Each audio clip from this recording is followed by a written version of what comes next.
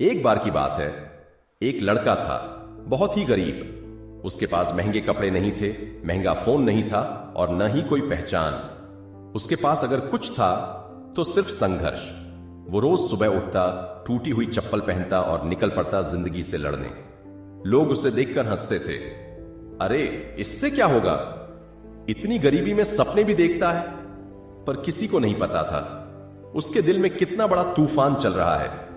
उसका सपना छोटा नहीं था, बस हालात बड़े खराब थे। रात को जब सब सो जाते, वो चुपचाप छत को घूरता और खुद से एक ही सवाल पूछता, क्या मैं पूरी जिंदगी ऐसा ही रह जाऊंगा? कई बार भूखा सोया, कई बार अपमान सहा, कई बार खुद पर शक किया।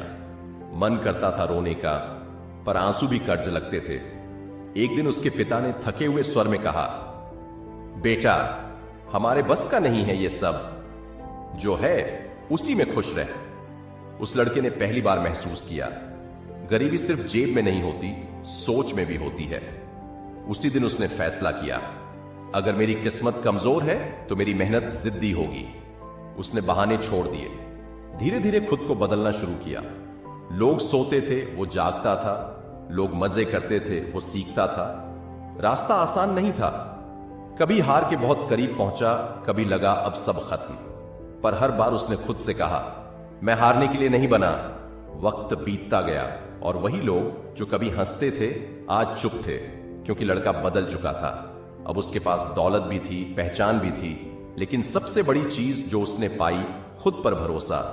और एक दिन जब उससे पूछा गया, इतनी मुश्किलों में भी तू रुका क्यों नहीं? उसने मुस्कुराकर कहा, क्योंकि मुझे पता था अगर मैं रुक गया तो मेरी कहानी यहीं खत्म हो जाएगी।